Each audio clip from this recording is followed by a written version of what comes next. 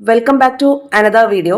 ഇന്ന് നമ്മൾ ചർച്ച ചെയ്യുന്നത് ന്യൂ SCERT സ്റ്റാൻഡേർഡ് 9ലെ തേർഡ് ലെസൺ ആണ്, ശ്വസനവും വിസർജനവും. ഇതിന്റെ പാർട്ട് 2 ക്ലാസ് ആണ് നമ്മൾ ഇന്ന് പഠിക്കുന്നത്. ഓക്കെ, അപ്പൊ കഴിഞ്ഞ ദിവസം നമ്മൾ വിസർജന വ്യവസ്ഥ പഠിച്ചപ്പോൾ ഇതിന്റെ ഫസ്റ്റ് പാർട്ട് കവർ ചെയ്തു. ശ്വസനവും വിസർജനവും എന്ന ഭാഗത്ത് ശ്വസനം എന്ന ഏരിയ നമ്മൾ ഏകദേശം കംപ്ലീറ്റ് ചെയ്തു. അപ്പോൾ ആ ക്ലാസ്സിൽ നമ്മൾ എന്തൊക്കെ കാര്യങ്ങളാണ് പഠിച്ചേ? മനുഷ്യന്റെ ശ്വസന വ്യവസ്ഥ, വാതക വിനിമയം, കോശ ശ്വസനം മറ്റു ജീവികളിൽ. അപ്പൊ അന്ന് നമ്മൾ കാർബൺ ഡയോക്സൈഡ് പുറന്തള്ളുന്ന കാര്യം വരെ പറഞ്ഞു. പിന്നെ ഈ കാർബൺ ഡയോക്സൈഡിന് നമ്മുടെ ശരീരത്തിൽ ചെറിയൊരു റോള് വഹിക്കാനുണ്ട് യൂറിയ നിർമ്മാണത്തിൽ എന്ന് പറഞ്ഞിട്ടാണ് നമ്മൾ അവസാനിപ്പിച്ചത്. അപ്പൊ ഇന്നത്തെ ക്ലാസ്സിൽ നമ്മൾ പഠിക്കുന്നത് യൂറിയ നിർമ്മാണവുമായി ബന്ധപ്പെട്ടിട്ടുള്ള കാര്യങ്ങൾ മുതലാണ്. ഓക്കെ, അപ്പൊ എന്തൊക്കെയാണ് ഈ ഭാഗത്ത് നമുക്ക് പഠിക്കേണ്ടതെന്ന് നോക്കാം. യൂറിയ നിർമ്മാണം. യൂറിയ നിർമ്മാണം എന്ന് പറയുമ്പോൾ പ്രോട്ടീൻ മെറ്റബോളിസത്തിന്റെ റിസൾട്ടായിട്ട് കോശത്തിൽ എന്തൊക്കെ ഉണ്ടാവും? അമോണിയ ഉണ്ടാകും. ഓക്കെ, പ്രോട്ടീൻ മെറ്റബോളിസത്തിന്റെ റിസൾട്ടായിട്ട് കോശങ്ങളിൽ അമോണിയ ഉണ്ടാവും. ഈ അമോണിയ രക്തത്തിലേക്ക് വരും. അമോണിയ എന്ന് പറയുന്നത് കുറച്ച് ഹാനികരമായിട്ടുള്ള ഒരു വേസ്റ്റ് ആണ് അല്ലെ. അപ്പൊ ഈ അമോണിയയുടെ കൂടെ കാർബൺ ഡയോക്സൈഡും ജലവും കൂടി ചേർന്ന് ചില എൻസൈംസിന്റെ ഒക്കെ ബേസിസിൽ അല്ലെങ്കിൽ ചില എൻസൈംസിന്റെ ഒക്കെ ഹെൽപ്പോട് കൂടിയിട്ട് അമോണിയെ എന്താക്കി മാറ്റും? അതായത് വിഷാംശം കുറഞ്ഞ യൂറിയാക്കി മാറ്റും. ഓക്കെ, എന്നിട്ട് എന്ത് ചെയ്യാണ്? മൂത്രം വഴി അത് പുറന്തള്ളി പോവുകയാണ് ചെയ്യുക. നമ്മുടെ ശരീരത്തിൽ യൂറിയ ഉണ്ടാകുന്നത് എങ്ങനെയാണെന്നാണ് നമ്മൾ നോക്കാനായിട്ട് പോകുന്നത്. ഇതിനെയാണ് ഓർണിത്തൈൻ പരിവൃത്തി എന്നൊക്കെ പറയുന്നത്. ഓക്കെ, കരളിൽ യൂറിയ ഉണ്ടാവുന്ന പ്രക്രിയയാണ് ഓർണിത്തൈൻ പരിവൃത്തി എന്ന് പറയുന്നത്. നോക്കാം, മനുഷ്യ ശരീരം പ്രോട്ടീൻ നിർമ്മിതമാണ് അല്ലേ. അപ്പോൾ ലൈഫ് സ്പാൻ കഴിയുമ്പോൾ ഈ പ്രോട്ടീൻ വിഘടിച്ചിട്ട് എന്തായിട്ട് മാറും? അമിനോ ആസിഡ്സ് ആയിട്ട് മാറും. പ്രോട്ടീൻ വിഘടിച്ചിട്ട് അമിനോ ആസിഡുകളായിട്ട് മാറും. ഓക്കെ, അപ്പൊ ഈ മെറ്റബോളിസത്തിന്റെ ഒക്കെ റിസൾട്ട് ആയിട്ട് ഈ അമിനോ ആസിഡ്, അപ്പൊ അവയുടെ ഉപാപചയ പ്രവർത്തനങ്ങളുടെ ഒക്കെ റിസൾട്ട് ആയിട്ട് നൈട്രജൻ അടങ്ങിയിട്ടുള്ള കുറെ ബൈ പ്രോഡക്ട്സ് ഒക്കെ ഫോം ചെയ്യും. അപ്പൊ ഇതിന് ഏറ്റവും ഹാനികരമായിട്ടുള്ള ഒരു സംഭവമാണ് അമോണിയ. നമ്മുടെ ശരീരത്തിന് വളരെ ദോഷകരമായിട്ടുള്ളൊരു സംഭവമാണ് അമോണിയ എന്ന് പറയുന്നത്. അപ്പൊ അത് ഉടൻ തന്നെ നമ്മുടെ ശരീരത്തിൽ നിന്ന് നീക്കം ചെയ്യും. അപ്പൊ അങ്ങനെ കോശങ്ങളിൽ രൂപപ്പെടുന്ന ഈ അമോണിയ രക്തത്തിലൂടെ കരളിലെത്തുകയാണ് ചെയ്യുന്നത്. അതാണ് നമ്മുടെ ആ ഒരു പിക്ചറിൽ കാണിച്ചിരിക്കുന്നത്. നമുക്ക് പിക്ചറിലേക്ക് വരാം. ആദ്യം ഇതൊന്ന് നോക്കാം. ഓക്കെ, അമോണിയ രക്തത്തിലൂടെ എവിടെ എത്തും? കരളിലേക്ക് എത്തും. ഓക്കെ, അപ്പൊ അമോണിയ ബ്ലഡിലൂടെ കരളിലെത്തും. ഏത് വഴിയാണ് വരുന്നത്? ബ്ലഡ് വഴി കരളിലെത്തേ. അപ്പോൾ ഈ കരളിൽ കുറച്ച് എൻസൈംസിന്റെ ഒക്കെ ഹെൽപ്പോട് കൂടിയിട്ട് കാർബൺ ഡയോക്സൈഡിന്റെയും ജലത്തിന്റെയും ഒക്കെ സഹായത്തോടു കൂടി എന്തായിട്ട് മാറും? യൂറിയ ആയിട്ട് മാറും. അമോണിയ ഇപ്പൊ കരളിലെത്തിയിരിക്കുകയാണ്. കരളിലെത്തുമ്പോൾ അത് അമോണിയയാണ്. പിന്നീട് ഇവിടെ വെച്ചിട്ട് കാർബൺ ഡയോക്സൈഡ്, ജലം, പിന്നെ അതുപോലെ കുറച്ച് എൻസൈംസ്, ഈ എൻസൈംസിന്റെ ഒക്കെ സാന്നിധ്യത്തിൽ ഈ അമോണിയ എന്തായിട്ടാണ് മാറുന്നത്? യൂറിയ ആയിട്ടാണ് മാറുന്നത്. അപ്പൊ നമുക്ക് മനസ്സിലായി, ഏറ്റവും ഹാനികരമായിട്ടുള്ള ഈ അമോണിയെ യൂറിയയാക്കി മാറ്റുന്നത് എവിടെ വെച്ചിട്ടാണ്? കരളിൽ വെച്ചിട്ടാണ്. കാർബൺ ഡയോക്സൈഡിന്റെയും ജലത്തിന്റെയും കുറച്ച് എൻസൈംസിന്റെ ഒക്കെ സഹായത്തോട് കൂടിയിട്ട് അമോണിയെ യൂറിയയാക്കി മാറ്റാണ്. അപ്പൊ ഈ കരൾ എന്ന് പറയുമ്പോൾ വിഷവസ്തുക്കളുമായിട്ടുള്ള സമ്പർക്കം വളരെ കൂടുതലുള്ള അവയവമാണ് കരൾ എന്ന് പറയുന്നത് അല്ലെ. അപ്പൊ കരളിന് മറ്റ് അവയവങ്ങളെ വെച്ച് കമ്പയർ ചെയ്യുമ്പോൾ അതിന് കുറച്ച് പ്രത്യേകതകളുണ്ട്. എന്താണ്? കോശങ്ങളെ പുനർനിർമ്മിക്കാനുള്ള കഴിവ് ആർക്കുണ്ട്? കരളിനുണ്ട്. ഓക്കെ, അപ്പൊ ഈ വിഷവസ്തുക്കളുമായിട്ടുള്ള വർദ്ധിച്ച സമ്പർക്കമുള്ള കരളിന് മാത്രമുള്ളൊരു പ്രത്യേകതയാണ് എന്ത്? കോശങ്ങളെ പുനർനിർമ്മിക്കാനുള്ള കഴിവ്. എന്തുകൊണ്ടാണ്? ഈ വിഷവസ്തുക്കളുമായിട്ടുള്ള സമ്പർക്കം കാരണം കരളിലെ സെൽസ് നശിച്ചു പോകും അല്ലെ. അപ്പൊ ആ നശിച്ചു പോകുമ്പോൾ അവിടെ വീണ്ടും എന്ത് ചെയ്യണം? അതിനനുസരിച്ചുള്ള സെൽസ് പ്രൊഡ്യൂസ് ചെയ്യണം. അപ്പൊ നിർമ്മിക്കാനുള്ള ശേഷിയുള്ള അവയവമാണ് എന്ത്? കരൾ എന്ന് പറയുന്നത്.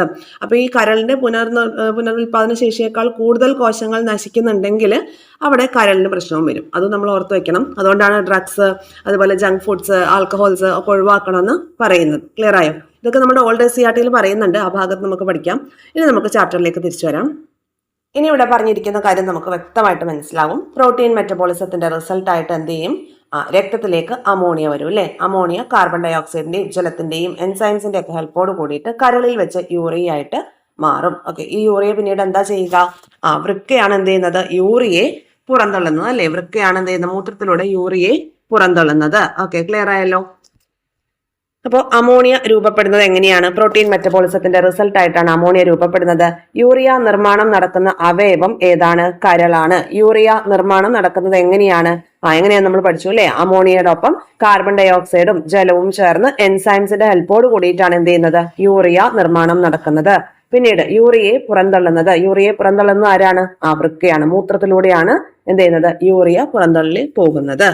ഇത്രയും ക്ലിയർ ആയല്ലോ. ഇനി നമ്മുടെ ശരീരത്തിലെ വിസർജന അവയവങ്ങൾ ഏതെല്ലാമാണ് നമ്മുടെ ശരീരത്തിലെ വിസർജന അവയവങ്ങൾ എന്ന് പറയുന്നത്? ആദ്യം തന്നെ വൃക്ക, ജലവും ലവണങ്ങളും മൂത്രത്തിലൂടെ പുറന്തള്ളുന്നു. കരൾ എന്ന് പറയുമ്പോൾ എന്താണ്? യൂറിയ നിർമ്മിക്കുന്നു. ഓക്കെ, യൂറിയ നിർമ്മാണം നടത്തുന്നത് കരളിലാണ്. വിയർപ്പിലൂടെ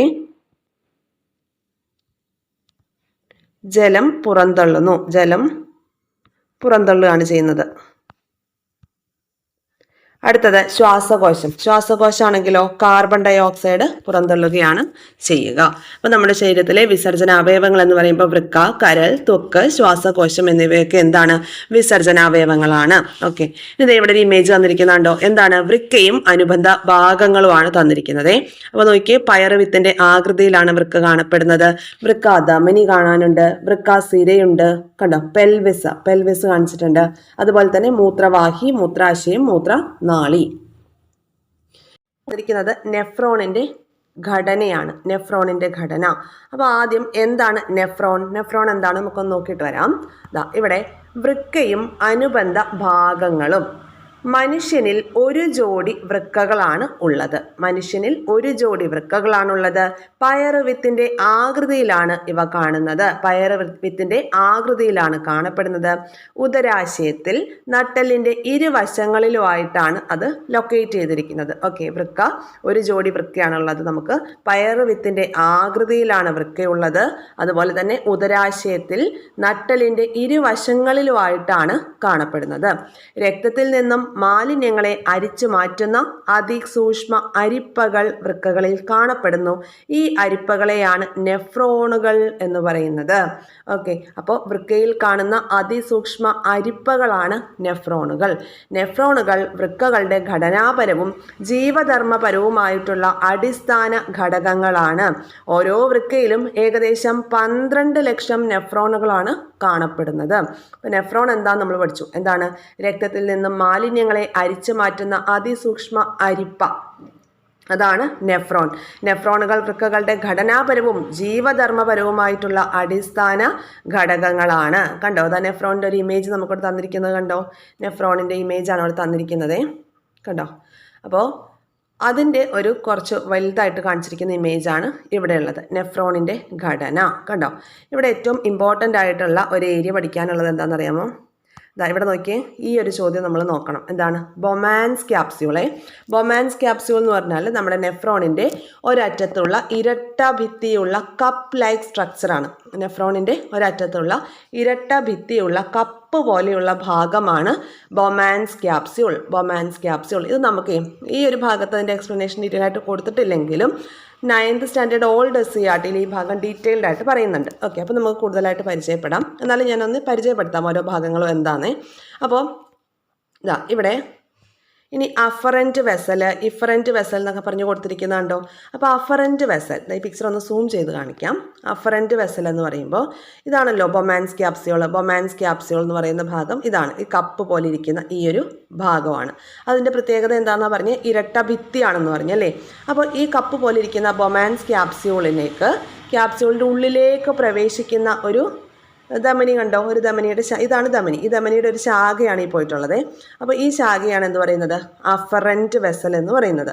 ബൊമാൻസ് ക്യാപ്സ്യൂളിൻ്റെ ഉള്ളിലേക്ക് പ്രവേശിക്കുന്ന വൃക്കാധമനിയുടെ ശാഖയാണ് അഫറൻറ്റ് വെസൽ. അകത്തേക്ക് പ്രവേശിക്കുന്നതാണ് അഫറൻറ്റ് വെസൽ എന്ന് ആലോചിക്കുക. ബൊമാൻസ് ക്യാപ്സ്യൂളിൻ്റെ അകത്തേക്ക് പ്രവേശിക്കുന്ന വൃക്കാധമനിയുടെ ശാഖ, അതിനെയാണ് അഫറൻറ്റ് വെസൽ എന്ന് പറയുന്നത്. ക്ലിയർ ആയല്ലോ. ഇനി ഇതേ അതുപോലെ ടേം ഇഫറൻറ്റ് വെസൽ. അതെന്താണ്? ഇഫറൻറ്റ് വെസൽ എന്ന് പറയുമ്പോൾ ബൊമാൻസ് ക്യാപ്സ്യൂളിൽ നിന്ന് പുറത്തേക്ക് വരുന്ന രക്തക്കുഴലാണ്. ബൊമാൻസ് ക്യാപ്സ്യൂളിൽ നിന്ന് പുറത്തേക്ക് വരുന്ന ഒരു രക്തക്കുഴൽ കണ്ടോ? ഏതാണ്? ഇത് കണ്ടോ? ഓക്കെ, അപ്പോൾ അകത്തേക്ക് പ്രവേശിക്കുന്നത് ഇതിനാണ് അഫറൻറ്റ് വെസൽ എന്ന് പറയുന്നത്. ഇതിൻ്റെ ഉള്ളിലൂടെ പോയിട്ട് പുറത്തേക്ക് വരുന്ന ഭാഗം ഉണ്ടല്ലോ, ഇത് ഈ ഒരു ഭാഗം അല്ലെങ്കിൽ ഈ ഒരു രക്തക്കുഴൽ ഇതിനെയാണ് എന്ത് പറയുന്നത്? Efferent vessel. ബൊമാൻസ് ക്യാപ്സ്യൂളിൻ്റെ പുറത്തേക്ക് വരുന്ന രക്തക്കുഴലാണ് ഇഫറൻറ്റ് വെസൽ. അപ്പോൾ ഒരെണ്ണം പഠിച്ചാൽ മതി, എന്നിട്ട് നമുക്ക് കിട്ടും അഫറൻറ്റ് വെസൽ അകത്തേക്ക് എന്ന് ആലോചിക്കുകയാണേ. അപ്പോൾ അത് കിട്ടും, അഫറൻറ്റ് വെസലും ഇഫറൻറ്റ് വെസലും. അപ്പോൾ എന്താണ് ബൊമാൻസ് ക്യാപ്സ്യൂള്? നെഫ്രോണിൻ്റെ ഒരറ്റത്തുള്ള ഇരട്ട ഭിത്തിയുള്ള കപ്പ് പോലെയുള്ള ഭാഗമാണ് എന്ത്? Bowman's capsule. നമ്മൾ പറഞ്ഞു, അതൊന്ന് വലുതാക്കി കാണിച്ചിരിക്കുകയാണ് ഇവിടെ, കണ്ടോ? അപ്പോൾ ബൊമാൻസ് ക്യാപ്സ്യൂൾ. ഇനി ഈ ബൊമാൻസ് ക്യാപ്സ്യൂളിൻ്റെ ഭിത്തിക്കിടയിലുള്ള സ്ഥലത്തിനെയാണ് ക്യാപ്സുലാർ സ്പേസ് എന്ന് പറയുന്നത് കേട്ടോ. Capsular space. ക്ലിയർ ആയല്ലോ? ഇത്രയും പറഞ്ഞ കാര്യങ്ങൾ ക്ലിയർ ആയിട്ടുണ്ടല്ലോ. ഇനി നമുക്ക് പഠിക്കാനുള്ളത് ഗ്ലോമറുലസ് ആണ്. ഈ ഗ്ലോമറുലസ് PYQ ആണ് കേട്ടോ. ഗ്ലോമറുലസ് PYQ ആണ്.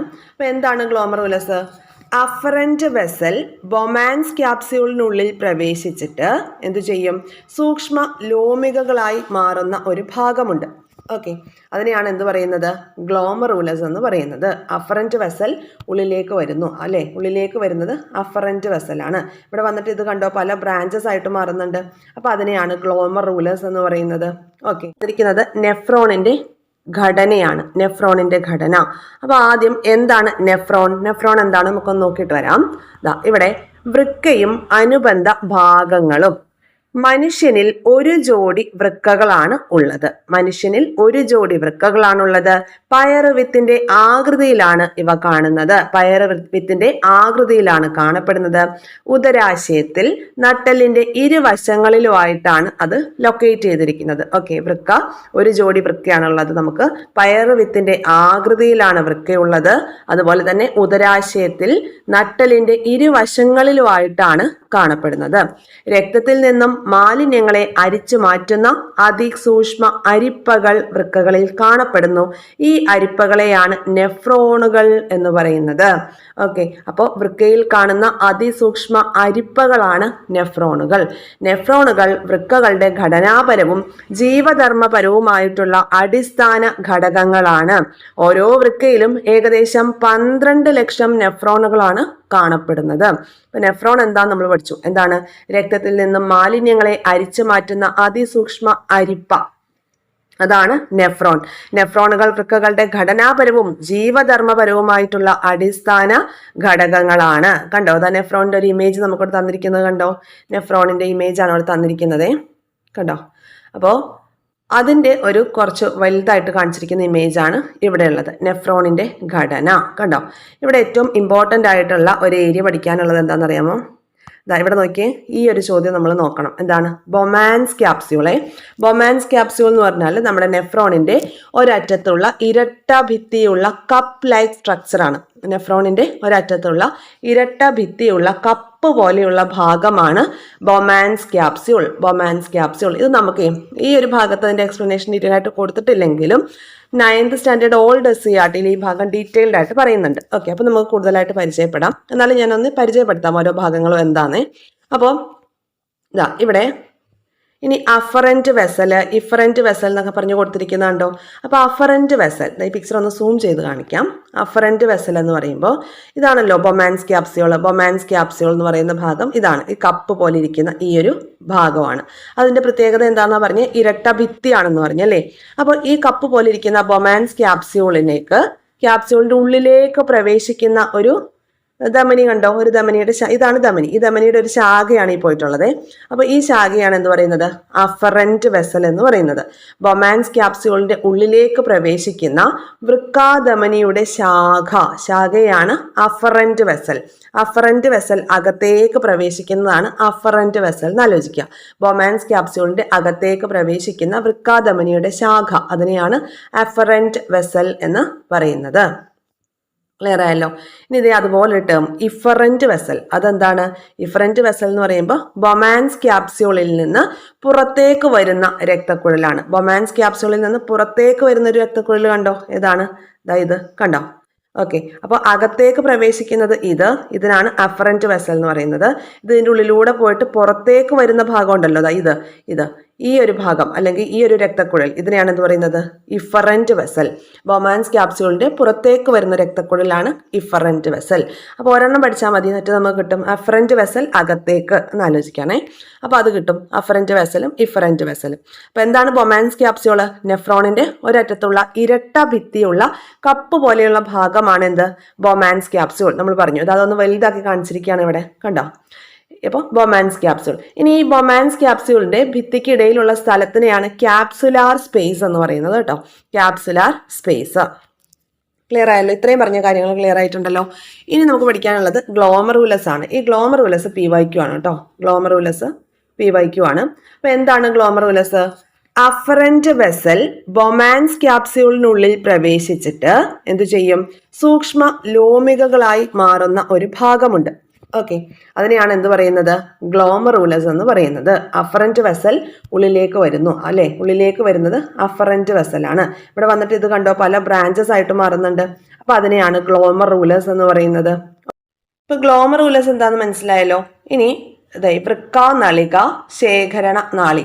ശേഖരണ നാളി എന്നൊക്കെ പറയുമ്പോൾ മൂത്രം ശേഖരിച്ച് പെൽവിസിലേക്ക് എത്തിക്കുന്ന ഭാഗമാണ് ശേഖരണ നാളി എന്ന് പറയുന്നത്. ഇവിടെ വെച്ചിട്ടാണ് ജലത്തിന്റെ ആഗിരണമൊക്കെ നടക്കുന്നത്. അപ്പോൾ മൂത്രം ശേഖരിച്ച് പെൽവിസിലേക്ക് എത്തിക്കുന്ന ഭാഗമാണ് ഈ ശേഖരണ നാളി. അപ്പൊ വൃക്കാനളിക എന്ന് പറയുന്നത് ബൊമാൻസ് ക്യാപ്സ്യൂളിനെയും ഈ ശേഖരണ നാളിയെയും തമ്മിൽ ബന്ധിപ്പിക്കുന്ന നീണ്ട കുഴല്, അതിനെയാണ് വൃക്കാനളിക എന്ന് പറയുന്നത്. വൃക്കാനളിക. ക്ലിയർ ആയോ? അപ്പൊ വൃക്കാനളിക ബൊമാൻസ് ക്യാപ്സ്യൂളിനെയും അതുപോലെ തന്നെ ശേഖരണ നാളിയെയും തമ്മിൽ ബന്ധിപ്പിക്കുന്ന ഒരു നീണ്ട കുഴലാണ്. നമുക്കിവിടെ രണ്ട് ടേംസ് പഠിക്കാനുണ്ട്, കോർട്ടെക്സും മെഡുല്ലയും. കോർട്ടെക്സ് എന്ന് പറയുമ്പോൾ എന്താണ്? വൃക്കയുടെ ഇളം നിറമുള്ള ബാഹ്യഭാഗമാണ് കോർട്ടെക്സ്. അതുപോലെ തന്നെ ആന്തരഭാഗമാണ് എന്ത്? മെഡുല്ല എന്ന് പറയുന്നത്. കടും നിറത്തിൽ കാണുന്ന ആന്തരഭാഗമാണ് മെഡുല്ല. അപ്പൊ നമ്മൾ പഠിച്ചത് എന്താണ്? വൃക്കയുടെ ഇളം നിറമുള്ള ബാഹ്യഭാഗത്തെ കോർട്ടെക്സ് എന്നും അതുപോലെ ആന്തരഭാഗത്തെ, കടും നിറമുള്ള ആന്തരഭാഗത്തെ മെഡുല്ല എന്നും പറയുന്നുണ്ട്. നെഫ്രോണിന്റെ നീണ്ട കുഴലുകൾ കണ്ടോ? ഈ നീണ്ട കുഴലുകൾ കാണപ്പെടുന്ന ഭാഗം ഏതാണ്? മെഡുല്ലയിലാണ് നെഫ്രോണുകളുടെ നീണ്ട കുഴലുകൾ കാണപ്പെടുന്നത്. ഓക്കെ, ഈ നെഫ്രോണിന്റെ ഈ ഒരു ഭാഗം കണ്ടോ, അതിസൂക്ഷ്മമായിട്ടുള്ള അരിപ്പകൾ കാണപ്പെടുന്ന ഭാഗമാണ് ഏതെന്ന് പറയുന്നത്? ഈ ഒരു കോർട്ടെക്സ് എന്ന് പറയുന്നത്. ബൊമാൻസ് ക്യാപ്സ്യൂൾ ഒക്കെ ഇരിക്കുന്ന ഏത് ഭാഗത്താ? കോർട്ടെക്സ് ആണ്. ഈ ബൊമാൻസ് ക്യാപ്സ്യൂളിന്റെ കണ്ടിന്യൂഷൻ ആയിട്ട് വരുന്ന ഈ നീണ്ട കുഴലുകൾ കാണപ്പെടുന്നത് എവിടെയാണ്? മെഡുല്ലയിലുമാണ് കേട്ടോ. അപ്പൊ അതൊന്ന് ശ്രദ്ധിക്കുക. വൃക്കയുടെ ബാഹ്യഘടന അല്ലെ, ഈ ബാഹ്യഘടനയിൽ ഓരോ ഭാഗങ്ങൾ നമുക്കിവിടെ തന്നിട്ടുണ്ട്. അതിന്റെ പ്രത്യേകതകൾ എന്തൊക്കെയാണെന്നാണ് നമ്മളോട് ചോദിച്ചിരുന്നത്. വൃക്കാധമനി. വൃക്കാധമനി എന്ന് പറയുമ്പോൾ വൃക്കകളിലേക്ക് രക്തം എത്തിക്കുന്ന കുഴലാണ് വൃക്കാധമനി എന്ന് പറയുന്നത്. ഇനി സിരയാണെങ്കിലോ വൃക്കകളിൽ നിന്നും രക്തം പുറത്തേക്ക് വഹിക്കുന്ന കുഴലാണ് വൃക്കാസിര. ഇനി പെൽവിസ്, നെഫ്രോണിന്റെ നീണ്ട കുഴലുകളിൽ നിന്നും മൂത്രം ഒഴുകിയെത്തുന്ന ഭാഗമാണ് പെൽവിസ്. ഇനി മൂത്രവാഹിയെ കുറിച്ചാണ് നോക്കുന്നത്. പെൽവിസിൽ നിന്നും മൂത്രാശയത്തിലേക്ക് മൂത്രം ഒഴുകിയെത്തുന്ന ഒരു കുഴലുണ്ട്, അതാണ് മൂത്രവാഹി. ഇനി മൂത്രാശയം എന്ന് പറയുമ്പോൾ എന്താണ്? താൽക്കാലികമായി മാത്രം മൂത്രം സംഭരിക്കുന്ന ഒരു ഭാഗമാണ് മൂത്രാശയം. മൂത്രനാളം എന്ന് പറയുമ്പോൾ മൂത്രാശയത്തിൽ നിന്ന് മൂത്രം പുറന്തള്ളുന്ന ഭാഗമാണ്. ഓക്കെ, ഓരോ ഭാഗവും അതിന്റെ പ്രത്യേകതയുമാണ്. ധമനി എന്ന് പറയുമ്പോൾ വൃക്കകളിലേക്ക് രക്തം എത്തിക്കുന്ന കുഴലാണ്. വൃക്കാസിര എന്ന് പറയുന്നതോ വൃക്കകളിൽ നിന്നും രക്തം പുറത്തേക്ക് വഹിക്കുന്ന കുഴല്. പെൽവിസ് എന്ന് പറയുമ്പോൾ നെഫ്രോണിന്റെ ആ നീണ്ട കുഴലുകൾ നമ്മൾ പറഞ്ഞുവല്ലോ, മെഡുലയിലോട്ടാണ് നീണ്ട കുഴലുകൾ കാണുന്നതെന്ന്. അപ്പൊ ആ നെഫ്രോണിന്റെ നീണ്ട കുഴലുകളിൽ നിന്നും മൂത്രം ഒഴുകിയെത്തുന്ന ഒരു ഭാഗമുണ്ട്, ആ ഭാഗത്തെയാണ് പെൽവിസ് എന്ന് പറയുന്നത്. പെൽവിസിൽ നിന്ന് മൂത്രാശയത്തിലോട്ട് മൂത്രവാഹിയാണ് മൂത്രം കളക്ട് ചെയ്തുകൊണ്ട് പോകുന്നത്. മൂത്രാശയത്തിൽ താൽക്കാലികമായിട്ട് മാത്രമാണ് മൂത്രം സംഭരിക്കപ്പെടുന്നത്. പിന്നീട് മൂത്രാശയത്തിൽ നിന്ന് മൂത്രം പുറന്തള്ളുന്ന ഭാഗമാണ് മൂത്രനാളി അല്ലെങ്കിൽ മൂത്രനാളം എന്നൊക്കെ പറയുന്നത്. ക്ലിയർ ആയോ? ഇനി ഈ ഭാഗത്ത് ഇത്രയും ചോദ്യങ്ങൾ, അതിനുള്ള ആൻസേഴ്സ് ആണ് നമ്മൾ പല ആവൃത്തി ഇപ്പൊ പറഞ്ഞത്. ഇനി നിങ്ങളായിട്ട് ഇതൊന്നും ചെയ്തു നോക്കുക, കിട്ടുന്നുണ്ടോ എന്നുള്ളത്. ഓക്കെ, വൃക്കകളിലേക്ക് രക്തം എത്തിക്കുന്ന കുഴൽ ഏതാണ്? പുറത്തേക്ക് പോകുന്ന ഏതാണ്? അതിസൂക്ഷ്മ അരിപ്പകൾ ഏതാണ്?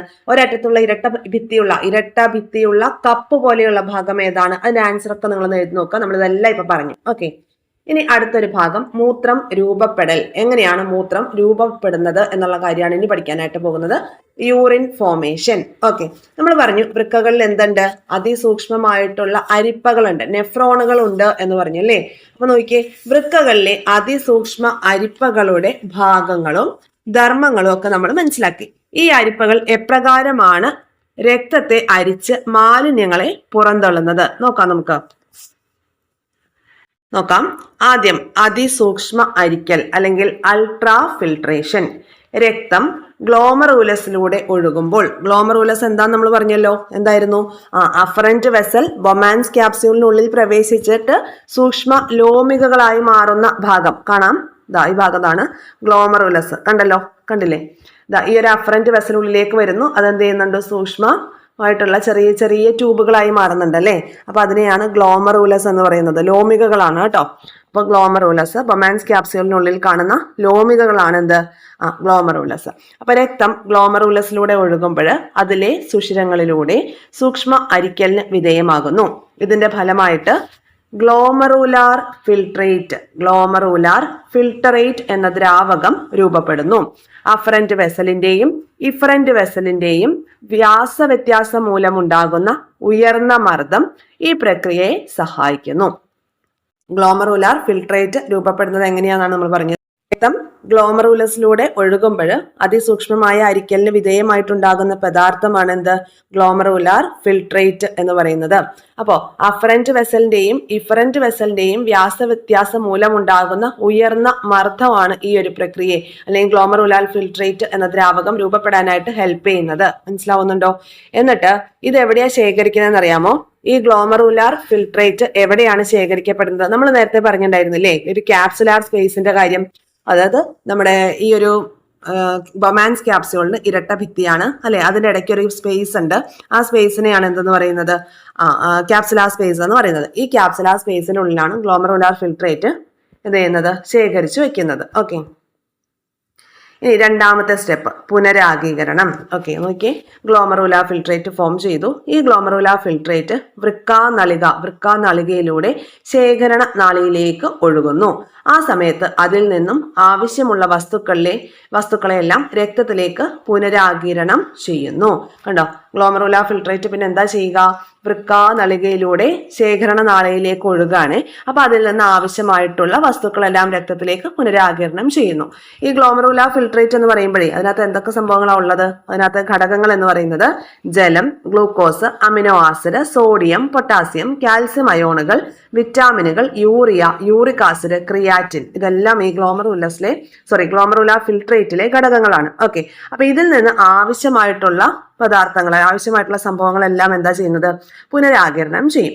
ഈ ഗ്ലോമറുലാർ ഫിൽട്രേറ്റ് വൃക്കാനളികയിലൂടെ ശേഖരണ നാളിയിലേക്ക് ഒഴുകുകയാണ്. അപ്പൊ ഈ ശേഖരണ നാളിയിലേക്ക് ഒഴുകുമ്പോൾ അതിൽ നിന്നും ആവശ്യമുള്ളവ രക്തത്തിലേക്ക് പുനരാഗിരണം ചെയ്യുകയാണ് ചെയ്യുന്നത്. ഇനി മൂന്നാമത് ശ്രവണം. അപ്പോൾ രക്തത്തിൽ അധികമായിട്ട് വരും അല്ലേ? കുറെ ഘടകങ്ങളൊക്കെ ഇങ്ങനെ അബ്സോർബ് ചെയ്യുമ്പോൾ രക്തത്തിൽ അത് അധികമായിട്ട് വരും. രക്തത്തിൽ അധികമായി അവശേഷിക്കുന്ന ചില ഘടകങ്ങൾ വൃക്കാനളികയിലേക്ക് സ്രവിക്കപ്പെടുകയും ചെയ്യുന്നു. രക്തത്തിലേക്ക് പുനരാഗീകരണം ചെയ്യുമെന്ന് നമ്മൾ പറഞ്ഞു അല്ലെ, ആവശ്യമായിട്ടുള്ള ഘടകങ്ങളെല്ലാം പുനരാഗീരണം ചെയ്യും എന്ന് പറഞ്ഞു. അതുപോലെ രക്തത്തിൽ അധികമായിട്ട് അവശേഷിക്കുന്ന എന്തെങ്കിലും ഘടകങ്ങളൊക്കെ ഉണ്ടെങ്കിൽ അത് വൃക്കാനളികയിലേക്ക് സ്രവിക്കപ്പെടുകയും ചെയ്യും. വൃക്കാനളികയിലേക്ക് സ്രവിക്കപ്പെടുന്നു. രക്തത്തിൽ അധികമായി അവശേഷിക്കുന്ന ചില ഘടകങ്ങൾ വൃക്കാനളികയിലേക്ക് സ്രവിക്കപ്പെടുകയും ചെയ്യുന്നു. ഇനി നോക്കിയേ. ഇനി പുനരാഗിരണം നടക്കുന്നത് എവിടൊക്കെയാണ്? അതുപോലെ തന്നെ സൂക്ഷ്മ അരിക്കല്, ശ്രവണം, ഇതൊക്കെ നടക്കുന്നത് എവിടെയാണെന്നാണ് കാണിച്ചിരിക്കുന്നത്. ഈ ഒരു ആരോ മാർക്കൊക്കെ സൂചിപ്പിക്കുന്നത് അതിനെയാണ്. വൃക്കാനളിക വഴി എന്ത് ചെയ്യുന്നുണ്ട്? മൂത്രം ഈ ഒരു ശേഖരണ നാളിയിലേക്ക് പോകുന്നു. ശേഖരണ നാളിയിൽ നിന്ന് പെൽവിസിലേക്ക് മൂത്രം ഒഴുകിയെത്തുന്നു. മൂത്രത്തിലെ ഘടകങ്ങൾ എന്ന് പറയുമ്പോൾ എന്തൊക്കെയാണ്? നമ്മുടെ ശരീരത്തിന് ആവശ്യമില്ലാത്തതും അധികമായിട്ടുള്ളതുമായ ലവണങ്ങളും ജലവും ഒക്കെയാണ് അല്ലെ. അപ്പൊ പിന്നെ അത് മാത്രമല്ല, അമോണിയ നമ്മൾ എന്താക്കിയിട്ടുണ്ട്? അവിടെ കരണ്ടിൽ വെച്ച് യൂറിയയായി കൺവേർട്ട് ചെയ്തില്ലേ? ആ യൂറിയൊക്കെ പുറന്തള്ളുന്നത് മൂത്രത്തിലൂടെയാണ്. അപ്പൊ ജലം, urea, sodium chloride, potassium chloride, calcium ലവണങ്ങൾ, ഫോസ്ഫേറ്റ്, യൂറിക് ആസിഡ്, ക്രിയാറ്റിൻ എന്നിവയൊക്കെ മൂത്രത്തിലെ ഘടകങ്ങളാണ്. അപ്പൊ ഇതിൽ ഏതെങ്കിലും ഒരു ഘടകം കൂടുതൽ ഉണ്ടെങ്കിൽ നമ്മുടെ ബോഡിയിൽ എന്തോ ഒരു പ്രശ്നം എവിടെയോ ഉണ്ട് എന്നുള്ളതാണ് അല്ലേ. അപ്പൊ നമുക്ക് പല ബുദ്ധിമുട്ടുകൾ വരും. നമ്മൾ യൂറിക് ആസിഡ് ടെസ്റ്റ് ചെയ്യുന്നുണ്ട്, ക്രിയാറ്റിൻ ടെസ്റ്റ് ചെയ്യുന്നുണ്ട്.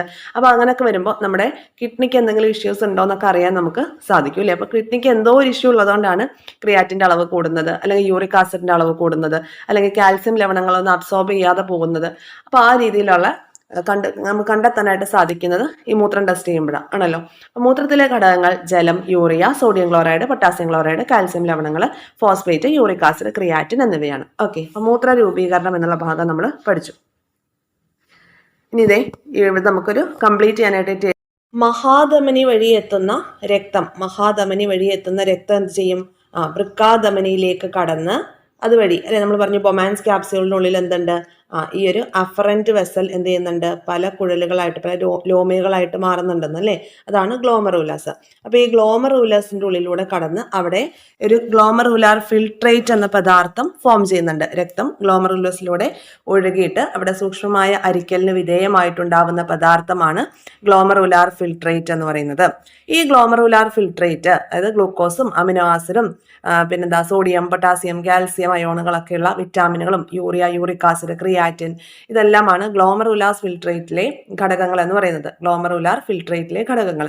അപ്പോൾ ഈ ഘടകങ്ങളെല്ലാം അടങ്ങുന്ന ഗ്ലോമറുലാർ ഫിൽട്രേറ്റ് പിന്നീട് എന്താ ചെയ്യുന്നത്? വൃക്കനാളിയിലേക്ക് കടക്കുകയാണ്. വൃക്കനാളിയിലേക്ക് കടക്കുന്നു. ഇനി വൃക്കാനാളി എന്ന് പറഞ്ഞത് ആ വൃക്കാനാളിയിൽ നിന്ന് നമ്മൾ പറഞ്ഞു വൃക്കാനാളി എന്താണെന്നല്ലേ, ബൊമാൻസ് ക്യാപ്സ്യൂളിനെയും ശേഖരണ നാളിയെയും തമ്മിൽ ബന്ധിപ്പിക്കുന്ന നീണ്ട കുഴലാണ് വൃക്കാനാളി അല്ലെങ്കിൽ വൃക്കാനാളിക എന്നൊക്കെ പറയുന്നത്. അവിടെ നിന്ന് ശേഖരണ നാളിയിലേക്ക്, അപ്പം ഫിൽട്രേഷൻ ഒക്കെ കഴിഞ്ഞ് ബാക്കിയുള്ള പ്രോസസ്സ് ശേഖരണ നാളിയിലേക്ക് വരികയാണ് അല്ലെ, ബാക്കിയുള്ള കാര്യങ്ങൾ ശേഖരണ നാളിയിലേക്കാണ് വരുന്നത്. അപ്പോൾ ശേഖരണ നാളി എന്ന് പറയുമ്പോൾ എന്താണ്? മൂത്രം ശേഖരിച്ച് പെൽവിസിലേക്ക് എത്തിക്കുന്ന ഒരു ഭാഗമാണ് അല്ലെ, നാളികയിൽ നിന്ന് വരുന്ന ഭാഗമാണ് ശേഖരണ നാളി എന്ന് പറയുന്നത്. നീണ്ട കുഴല് പോലെയുള്ള ഭാഗമാണ്. അപ്പോൾ മൂത്രം ശേഖരിച്ചിട്ട് എന്താ ചെയ്യുന്നത്? പെൽവിസിലേക്ക് എത്തിക്കുകയാണ്. ഇനി പെൽവിസിൽ നിന്ന് മൂത്രവാഹി വഴി മൂത്രാശയത്തിലേക്ക് പോകുന്നു. മൂത്രാശയത്തിൽ നിന്ന് പിന്നീട് മൂത്രം പുറത്തേക്ക് പോവുകയാണ് ചെയ്യുന്നത്. അപ്പൊ ഈ മൂത്രത്തിനുള്ളിൽ എന്തെല്ലാം ഘടകങ്ങളുണ്ട് എന്ന് നമ്മൾ പറഞ്ഞിട്ടുണ്ടായിരുന്നു. എന്തൊക്കെയാണ്? ക്രിയാറ്റിൻ ഉണ്ട്, യൂറിക് ആസിഡ് ഉണ്ട്, അതുപോലെ കാൽസ്യം ലവണങ്ങളുണ്ട്. ശരീരത്തിന് ആവശ്യമില്ലാത്ത കാര്യങ്ങളെല്ലാം ഉണ്ട്. പിന്നെ ഇവിടെ ഓർക്കേണ്ട ഒരു കാര്യം എന്ന് വെച്ചാൽ ഈ ഗ്ലൂക്കോസിന്റെയും അമിനോ ആസിഡിന്റെയും ഒക്കെ ആഗിരണം നടക്കുന്നത് അല്ലെ, പൂർണ്ണമായിട്ടും അത് ആഗിരണം ചെയ്യപ്പെടുന്നുണ്ട്. നമ്മുടെ ഈ ഗ്ലോമറുലാർ ഫിൽട്രേറ്റിൽ എന്തൊക്കെയുണ്ട്? നമ്മൾ പറഞ്ഞു ഗ്ലൂക്കോസും അമിനോ ആസിഡും ഒക്കെ ഉണ്ടെന്ന് പറഞ്ഞു. അപ്പോൾ ഈ ഗ്ലൂക്കോസും അമിനോ ആസിഡും ഒക്കെ എന്ത് ചെയ്യുന്നുണ്ട്? അത് പൂർണ്ണമായിട്ടും ആഗിരണം ചെയ്യുന്നുണ്ട്. ഇവിടെ വെച്ച് ഗ്ലോമറുലാർ ഫിൽട്രേറ്റിൽ നിന്ന് ആഗിരണം നടക്കുന്ന കാര്യമൊക്കെ നമ്മൾ പറഞ്ഞല്ലോ. അപ്പോൾ അവിടെ ഗ്ലൂക്കോസും അമിനോ ആസിഡും എല്ലാം പൂർണ്ണമായിട്ടും ആഗിരണം ചെയ്യുന്നുണ്ട് എന്നുള്ള കാര്യം ഓർക്കണം കേട്ടോ. അപ്പോൾ ഗ്ലോമറുലാർ ഫിൽട്രേറ്റിൽ നിന്ന് പിന്നീട് വൃക്കാനാളിയിൽ നിന്ന് ശേഖരണ നാളിയിലേക്കാണ് പോകുന്നത്. പിന്നെ അവിടെ നിന്ന് മൂത്രം മൂത്രവാഹി വഴി മൂത്രാശയത്തിലേക്ക് എത്തുന്നു. അവിടെ നിന്ന് പുറത്തേക്ക് പോവുകയും ചെയ്യുന്നുണ്ട്. അപ്പോൾ അതൊന്ന് ഈ ഒരു പ്രോസസ്സ്, അതായത് എങ്ങനെയാണ് മൂത്ര രൂപീകരണം എന്നുള്ളതാണ് നമ്മൾ പറഞ്ഞത്. ഓക്കെ, പുനരാഗീകരണവും സ്രവണവും നടക്കുന്നത് എവിടെ വെച്ചിട്ടാണ്? വൃക്കാനാളിയിലേക്ക് മൂത്രം എത്തുന്നതിന് തൊട്ട് മുന്നേ ആയിട്ടാണ് ഗ്ലോമറുലാർ ഫിൽട്രേറ്റിന്റെ പുനരാഗീരണമൊക്കെ നടക്കുന്നത്. നമ്മൾ പറഞ്ഞ ക്യാപ്സുലാർ സ്പേസിലാണ് ഈ ഗ്ലോമറുലാർ ഫിൽട്രേറ്റ് സ്റ്റോർ ചെയ്ത് വെക്കുന്നത് അല്ലേ.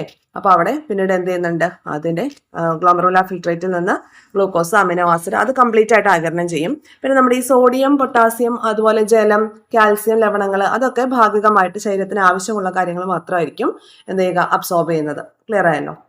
അങ്ങനെ മൂത്രം പുറത്തേക്ക് പോകുന്നു. മൂത്ര രൂപീകരണം മനസ്സിലായല്ലോ? ഈ ഭാഗത്ത് ഒരു ചോദ്യമുണ്ട്. ഗ്ലോമറുലാർ ഫിൽട്രേറ്റിലെ എല്ലാ ഘടകങ്ങളും മൂത്രത്തിൽ ഇല്ലാത്തത് എന്തുകൊണ്ടാണ്? ഇവിടെ നോക്കി, ഗ്ലോമറുലാർ ഫിൽട്രേറ്റിലെ ഘടകങ്ങൾ എന്ന് പറയുമ്പോൾ ഏതൊക്കെയാണ്? ജലം, glucose, amino acid, sodium, potassium, calcium അയോണുകൾ, അതുപോലെ തന്നെ വിറ്റാമിനുകൾ, യൂറിയ, യൂറിക് ആസിഡ്, ക്രിയാറ്റിൻ എന്നിവയാണ്. എന്നാൽ ഇത് സാധനങ്ങൾ ഫുള്ളും യൂറിനിലുണ്ടോ? ഇല്ല. ജലം, urea, sodium chloride, potassium chloride, calcium ലവണങ്ങൾ, ഫോസ്ഫേറ്റ്, യൂറിക് ആസിഡ്, ക്രിയാറ്റിൻ ഇവയാണ് മൂത്രത്തിലെ ഘടകങ്ങൾ. അപ്പോൾ എന്തുകൊണ്ടാണ് അങ്ങനെ എല്ലാം ഇല്ലാത്തത്?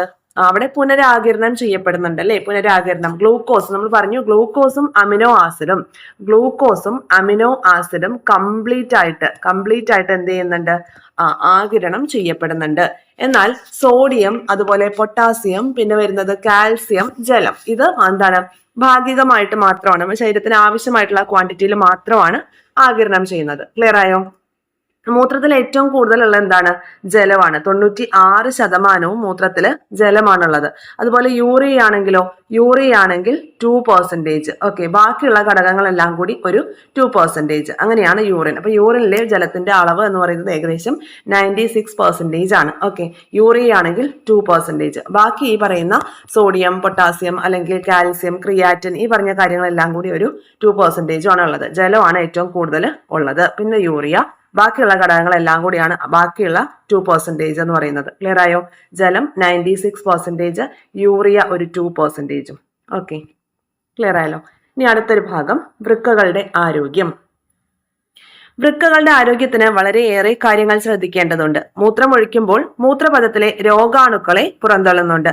ദീർഘനേരം മൂത്രമൊഴിക്കാതിരിക്കുന്നത് മൂത്രപഥത്തിൽ കാണാനിടയുള്ള ബാക്ടീരിയകളെ പുറന്തള്ളാനുള്ള സാധ്യത തടയും. ഇത് മൂത്രാശയത്തിന്റെ ആന്തരസ്തരങ്ങളിൽ അണുബാധയുണ്ടാക്കുകയും ഗുരുതരമായിട്ടുള്ള വൃക്കാരോഗങ്ങളിലേക്ക് നയിക്കുകയും ചെയ്യും. പിന്നെ അത് മാത്രമല്ല, മൂത്രപഥത്തിലെ അണുബാധ ഒഴിവാക്കാൻ എന്തും കൂടി ചെയ്യണം, നമ്മൾ ആവശ്യമായ അളവിൽ വെള്ളം കുടിക്കണം, യഥാസമയം മൂത്രമൊഴിക്കണം. അത് അത്യാവശ്യമായിട്ടുള്ള ഒരു കാര്യമാണ്. ഇനി ഇവിടെ നമ്മുടെ മൂത്രം ടെസ്റ്റ് ചെയ്തു എന്ന് വെച്ചോ, മൂത്രം ടെസ്റ്റ് ചെയ്തു, എന്നിട്ട് അതിനകത്ത് ഓരോ ഘടകങ്ങൾ കൂടുതലാണെങ്കിൽ നമുക്ക് വരാനുള്ള അല്ലെ സാധ്യതയുള്ള രോഗങ്ങൾ എന്തൊക്കെയാണ്. ഇപ്പോൾ ഗ്ലൂക്കോസിന്റെ അളവാണ് കൂടുതൽ എന്നുണ്ടെങ്കിൽ എന്താണ് അത് ഇൻഡിക്കേറ്റ് ചെയ്യുന്നത്? ആ വ്യക്തിക്ക് പ്രമേഹത്തിനുള്ള സാധ്യതയാണ് പറയുന്നത്. പിന്നെ ആൽബുമിൻ കൂടുതലാണെങ്കിൽ വൃക്ക രോഗങ്ങൾക്കുള്ള സാധ്യതയാണ്. ഇനി മൂത്രത്തിൽ രക്തത്തിന്റെ അംശം ഉണ്ടെങ്കിൽ അവിടെയും വൃക്ക രോഗങ്ങൾക്കാണ് സാധ്യതയുള്ളത്. ബിലിറൂബിന്റെ അളവ് കൂടുതലാണെങ്കിൽ ആ വ്യക്തിക്ക് മഞ്ഞപ്പിത്തം ഉണ്ടെന്നാണ് അർത്ഥം. ഇനി കാൽസ്യം ഓക്സലേറ്റ് തരികൾ ഉണ്ടെങ്കിൽ ആ വ്യക്തിക്ക് വൃക്കയിൽ കല്ലുണ്ട് എന്നുള്ളതാണ്. മനസ്സിലായോ? ഇനി അതുപോലെ പഴുപ്പ്, നമുക്ക് മൂത്രം ടെസ്റ്റ് ചെയ്യുമ്പോൾ പസൽസ് ഉണ്ടെന്നുണ്ടെങ്കിൽ അവിടെ മൂത്രപഥത്തിലെ അണുബാധയാണ് പറയുന്നത്. യൂറിനറി ഇൻഫെക്ഷനെ കുറിച്ചാണ് ആ ഒരു ഭാഗത്ത്, അതിനുള്ള സാധ്യതയാണ് ആ ഒരു വ്യക്തിക്ക് ഉണ്ടാവുക. ഇനി മൂത്രത്തിൽ ഗ്ലൂക്കോസിന്റെ സാന്നിധ്യം പരിശോധിക്കുക. അപ്പൊ നോക്കിയാൽ വൃത്തിയുള്ളതും ഉണങ്ങിയതുമായിട്ടുള്ള 2 ടെസ്റ്റ് ട്യൂബുകൾ എടുക്കുക. ഒരു ടെസ്റ്റ് ട്യൂബിലേക്ക് 2 മില്ലി മൂത്ര സാമ്പിൾ എടുക്കുക. രണ്ടാമത്തെ ടെസ്റ്റ് ട്യൂബിലേക്ക് 2 മില്ലി ഗ്ലൂക്കോസ് ലായനി എടുക്കുക. 2 ടെസ്റ്റ് ട്യൂബുകളിലേക്കും ഡ്രോപ്പർ ഉപയോഗിച്ച് 2 മില്ലി ബെനഡിക്ട് റിയേജന്റ് ആണ് ചേർക്കേണ്ടത്. 2 മിനിറ്റ് ചൂടാക്കണം. അപ്പൊ ഈ സാമ്പിളുകളുടെ നിറം മാറും. ഗ്ലൂക്കോസിന്റെ അളവനുസരിച്ചിട്ട് സാമ്പിളിന്റെ നിറം നീലയിൽ നിന്നും പച്ച, മഞ്ഞ, ഓറഞ്ച്, ചുവപ്പ് എന്ന ക്രമത്തിൽ മാറുന്നു. അപ്പൊ ഗ്ലൂക്കോസ് അമിതമായിട്ട് പുറന്തള്ളുന്നുണ്ട് എന്നുണ്ടെങ്കിൽ ആ ഒരു യൂറിൻ സാമ്പിളിന് എന്ത് കളറായിട്ട് മാറും? അത് റെഡ് കളറായിട്ട് മാറും. കണ്ടോ, 2% അധികമാണെന്നുണ്ടെങ്കിൽ ആ ഒരു യൂറിന്റെ സാമ്പിള് ഒരു ബ്രൈറ്റ് റെഡ് കളറായിട്ടാണ് മാറുന്നത്. ഇനി ആ ഒരു സാമ്പിളിൽ നമ്മൾ ഈ ബെനഡിക്ട് ലയനി ചേർത്ത് കഴിയുമ്പോഴേ അതിൽ ഗ്ലൂക്കോസിന്റെ സാന്നിധ്യം ഇല്ലാന്നുണ്ടെങ്കിൽ എന്താണ് 0% ആണെന്നുണ്ടെങ്കിൽ ബ്ലൂ കളർ ആയിരിക്കും. കണ്ടോ, അപ്പോൾ ബ്ലൂ മുതൽ റെഡ് വരെയുള്ള ഡിഫറെന്റ് കളേഴ്സിൽ. അപ്പൊ എന്താ ഇത് കാണിക്കുന്നത്? ബെനഡിക്ട് ലയനി ചേർത്ത് ചൂടാക്കി കഴിയുമ്പോൾ ഈ യൂറിനിൽ ഗ്ലൂക്കോസിന്റെ ക്വാണ്ടിറ്റി എന്തോരം ഉണ്ട് എന്നുള്ളതാണ് ഈ ഒരു ഡിഫറെന്റ് കളേഴ്സ് കാണിക്കുന്നത്. മനസ്സിലായല്ലോ? ഓക്കെ, ഇനി നമുക്ക് പഠിക്കാനായിട്ടുള്ളത് ഹീമോഡയാലിസിസിനെ കുറിച്ചാണ്. ഹീമോഡയാലിസിസ് നോക്കിക്കേ, ഇരുവൃക്കകളും പ്രവർത്തനരഹിതമായാൽ രക്തത്തിൽ നിന്ന് മാലിന്യങ്ങളെ നീക്കം ചെയ്യുന്ന പ്രക്രിയ തടസ്സപ്പെടും. നമുക്ക് മനസ്സിലായതല്ലേ? അപ്പൊ തന്മൂലം വിസർജ്യ വസ്തുക്കൾ അരിച്ചു മാറ്റാനാവാതെ രക്തത്തിൽ തന്നെ നിലനിൽക്കും. ഇത് നമ്മുടെ ആന്തര സമസ്ഥിതിയെ തകരാറിലാക്കും. ഇത്തരം സന്ദർഭങ്ങളിൽ നിന്ന് രക്ഷ നേടാൻ വേണ്ടിയാണ് ഹീമോഡയാലിസിസ് നടത്തുന്നത്. നമ്മുടെ ശരീരത്തിൽ നിന്ന് മാലിന്യങ്ങളെ നീക്കം ചെയ്യുന്ന ഒരു പ്രോസസ്സ് ആരാണ് ചെയ്യുന്നത്? വൃക്കയാണ്. അപ്പൊ ഇരുവൃക്കകളും കംപ്ലൈന്റ് ആയി കഴിഞ്ഞാൽ, ഒരു വൃക്കയ്ക്ക് എന്തെങ്കിലുമൊക്കെ പ്രശ്നങ്ങൾ ഉണ്ടെങ്കിലും മറ്റേ വൃക്ക കാര്യങ്ങളൊക്കെ ചെയ്യും അല്ലേ? പക്ഷെ ഇരുവൃക്കകളും പ്രവർത്തനരഹിതമായി കഴിഞ്ഞിട്ടുണ്ടെങ്കിൽ ഇഷ്ടത്തിലാവും കാര്യങ്ങൾ. അപ്പൊ രക്തത്തിൽ നിന്ന് മാലിന്യങ്ങൾ നീക്കം ചെയ്യാൻ കഴിയാതെ വരുമ്പോൾ അത് നമ്മുടെ ആന്തര സമസ്ഥിതിയെ തകരാറിലാക്കും. ആ ഒരു സന്ദർഭത്തിൽ ആ വ്യക്തിയുടെ ജീവൻ രക്ഷിക്കാനുള്ള മാർഗമാണ് എന്ത്? ഹീമോഡയാലിസിസ് എന്നുള്ളത്. അപ്പൊ ഹീമോഡയാലിസിസ് ചെയ്യുന്നത് എങ്ങനെയാണെന്നാണ് ഇവിടെ കാണിച്ചിരിക്കുന്നത്. കണ്ടോ, ഹീമോഡയാലിസിസ്. അപ്പൊ നോക്കിയേ, മാലിന്യങ്ങളുടെ അളവ് കൂടിയ രക്തം കട്ട പിടിക്കാതിരിക്കാൻ വേണ്ടിയിട്ട്, രക്തം കട്ട പിടിക്കാതിരിക്കാൻ വേണ്ടി ചേർക്കുന്ന വസ്തുവാണ് ഹെപ്പാരിൻ. ഹെപ്പാരിൻ ചേർത്ത ശേഷം ഡയാലിസിസ് യൂണിറ്റിലേക്ക് കടത്തിവിടുന്നു. ഡയാലിസിസ് യൂണിറ്റിലൂടെ രക്തം ഒഴുകുമ്പോൾ രക്തത്തിലെ മാലിന്യങ്ങൾ ഡിഫ്യൂഷനിലൂടെ ഡയാലിസിസ് ദ്രവത്തിലേക്ക് വ്യാപിക്കുന്നു. ഈ ദ്രവത്തെ യഥാസമയം നീക്കം ചെയ്യുകയും ചെയ്യുന്നു. ശുദ്ധീകരിക്കപ്പെട്ട രക്തത്തിൽ ആന്റി ഹെപ്പാരിൻ എന്തിനാ ചേർക്കുന്നത്? രക്തം കട്ട പിടിക്കാതിരിക്കാനാണ് എന്ത് ചെയ്തത്? ഹെപ്പാരിൻ ചേർത്തത്. അപ്പൊ ശുദ്ധീകരിക്കപ്പെട്ട രക്തത്തിൽ ആന്റി ഹെപ്പാരിൻ ചേർത്ത് തിരികെ ശരീരത്തിലേക്ക് കടത്തിവിടുകയും ചെയ്യുന്നുണ്ട്. മനസ്സിലാവുന്നുണ്ടോ? ഇനി അവിടെ യൂസ് ചെയ്തിട്ടുള്ള ഓരോ ഇൻസ്ട്രുമെന്റ്സും ആണ് പറയുന്നത്. മാലിന്യങ്ങളുടെ അളവ് കണ്ടോ, മാലിന്യങ്ങളുടെ അളവ് കൂടിയ രക്തം കട്ട പിടിക്കാതിരിക്കാൻ വേണ്ടിയിട്ട് ഹെപ്പാരിൻ ചേർത്ത ശേഷം ഡയാലിസിസ് യൂണിറ്റിലേക്ക് കടത്തിവിടുകയാണ്. ഈ വ്യക്തിയുടെ ബ്ലഡ് എന്താ ചെയ്തത്? ഇവിടെ വെച്ചിട്ട് ഹെപ്പാരിൻ ആഡ് ചെയ്യുന്നു. ഹെപ്പാരിൻ ആഡ് ചെയ്തിട്ട് ഡയാലിസിസ് യൂണിറ്റിലേക്ക് കടത്തിവിടുന്നു. ഇനി ഡയാലിസിസ് യൂണിറ്റിലേക്ക് കടത്തിവിട്ടത് എന്താണ്? ഡയാലിസിസ് യൂണിറ്റിലൂടെ രക്തം ഒഴുകുമ്പോൾ രക്തത്തിലെ മാലിന്യങ്ങൾ ഡിഫ്യൂഷനിലൂടെ ഡയാലിസിസ് ദ്രവത്തിലേക്ക് വ്യാപിക്കും. സഹായിക്കുന്നു. ഓക്കെ, ഈ ദ്രവത്തെ യഥാസമയം നീക്കം ചെയ്യുകയും ചെയ്യുന്നുണ്ട്. പിന്നീട് ഇവിടെ നിന്ന് ശുദ്ധീകരിക്കപ്പെട്ട ബ്ലഡ് ആണ് പുറത്തേക്ക് വരുന്നത്. കണ്ടോ? അപ്പോൾ ഈ ശുദ്ധീകരിക്കപ്പെട്ട ബ്ലഡിൽ പിന്നെ എന്ത് ചേർക്കും? ആന്റി ഹെപ്പാരിൻ ചേർക്കും. എന്നിട്ടാണ് തിരികെ ശരീരത്തിലേക്ക് കടത്തിവിടുന്നത്. അപ്പോൾ ഒരു ഹീമോഡയാലിസിസ് ചെയ്യുന്ന പ്രോസസ്സ് എങ്ങനെയാണെന്നുള്ളതിന്റെ ഡെമോൺസ്ട്രേഷൻ ആണ് നമുക്ക് തന്നിട്ടുള്ളത്. ഇനി വൃക്ക മാറ്റിവെക്കലിനെ കുറിച്ചാണ് പറയുന്നത്. വൃക്ക മാറ്റിവെക്കൽ നോക്കിക്കേ. ആദ്യം ദാതാവ്, പിന്നെ എന്തൊക്കെയാണ് ഒരു വൃക്ക മാറ്റിവെക്കാൻ വേണ്ടുന്ന മുന്നൊരുക്കങ്ങൾ എന്തൊക്കെയാണ്, ശസ്ത്രക്രിയ എങ്ങനെയാണ്, ശസ്ത്രക്രിയയ്ക്ക് ശേഷം എന്താണെന്നുള്ള രീതിയിൽ നമുക്കൊന്ന് നോക്കാം. ദാതാവ് പൂർണ്ണ ആരോഗ്യവാനായിട്ടുള്ള ഒരാളായിരിക്കണം. പൂർണ്ണ ആരോഗ്യവാനായിരിക്കെ അപകടത്തിൽപ്പെട്ടോ മറ്റോ മരണപ്പെട്ട ആളായാലും കുഴപ്പമില്ല. ഇനി മുന്നൊരുക്കം എന്ന് പറയുമ്പം അവർ രണ്ടുപേരുടെയും ബ്ലഡ് ഗ്രൂപ്പ് മാച്ച് ചെയ്തിരിക്കണം. ടിഷ്യൂ മാച്ചിങ്, ക്രോസ് മാച്ചിങ് ഒക്കെയാണ് അതിന് ചെയ്തു നോക്കുന്നത്. ഇനി ഇതിന്റെ ശസ്ത്രക്രിയ എന്ന് പറയുന്നത് എങ്ങനെയാണ്? ദാതാവിൽ നിന്ന് എടുക്കുന്ന വൃക്കയുടെ രക്തക്കുഴലുകളും മൂത്രവാഹിയും സ്വീകർത്താവിന്റെ രക്തക്കുഴലും മൂത്രവാഹിയായിട്ട് എന്ത് ചെയ്യും? യോജിപ്പിക്കുകയാണ് ചെയ്യുക. ശസ്ത്രക്രിയയ്ക്ക് ശേഷം എന്ത് ചെയ്യണം? കറക്റ്റായിട്ട് റെസ്റ്റ് എടുക്കണം. അതുപോലെ ഫോളോ അപ്പും ചെയ്യണം. പ്രതിരോധത്തെ മന്ദീഭവിക്കുന്ന മരുന്നുകളൊക്കെ ഉപയോഗിക്കേണ്ടി വരുന്നു. അതുപോലെ തുടർ പരിശോധനയൊക്കെ ആവശ്യമായിട്ട് വരുന്നുണ്ട്. ഓക്കെ, അപ്പൊ വൃക്ക മാറ്റിവെക്കലാണ് നമ്മളിപ്പോ പഠിച്ചത്. മറ്റ് ജീവികളിൽ ഇപ്പോൾ ഓരോ ജീവിയിലും ജീവൽ പ്രവർത്തനങ്ങൾക്കനുസരിച്ച് വിസർജ്യ വസ്തുവിലും എന്തുണ്ട്? മാറ്റങ്ങളുണ്ട്. അപ്പോൾ എല്ലാ ജീവികളിലും മനുഷ്യനിലുള്ളത് അല്ല അതായത് വൃക്കയല്ല മുഖ്യ വിസർജന അവയവം എന്ന് പറയുന്നത്. അതിലെന്ത് വ്യത്യാസമുണ്ട്? വിസർജന അവയവങ്ങളിൽ വ്യത്യാസമുണ്ട്. അപ്പോൾ അതെങ്ങനെയാണ് വ്യത്യാസം എന്ന് നമുക്ക് നോക്കാം. First അമീബയുടെ case. അമീബയുടെ കേസിൽ എന്താണ്? സങ്കോച ഭേനമാണ് അവരുടെ വിസർജന അവയവം എന്ന് പറയുന്നതിൽ.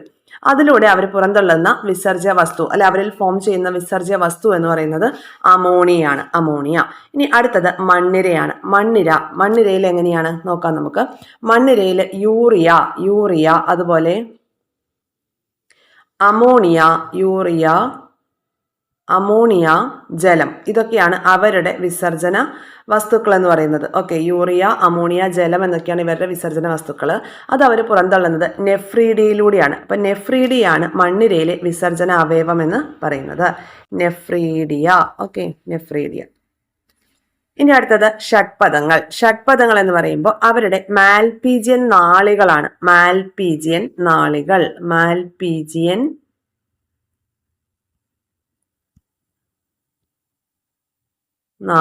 മാൽപീജിയൻ നാളികളാണ് അവരുടെ വിസർജന അവയവം. ഇതിലൂടെ യൂറിക് ആസിഡാണ് ഇവർ പുറന്തള്ളുന്നത്. യൂറിക് ആസിഡാണ് അവരുടെ വിസർജന വസ്തു എന്ന് പറയുന്നത്. Uric acid. ഓക്കെ, ഇനി അടുത്തത് മത്സ്യങ്ങളാണ്. മത്സ്യങ്ങൾ എങ്ങനെയാണ്? വൃക്കകളാണ്. വൃക്കകളിലൂടെയാണ് അവരവരുടെ വിസർജ്യ വസ്തുക്കളെല്ലാം പുറന്തള്ളുന്നത്. അതായത് അമോണിയയാണ് പ്രധാനമായിട്ടും അവരുടെ വിസർജന വസ്തു എന്ന് പറയുന്നത് അമോണിയയാണ്. ഇനി വരുന്നത് തവളയുടെ കേസിൽ യൂറിയ വിസർജന വസ്തു യൂറിയ.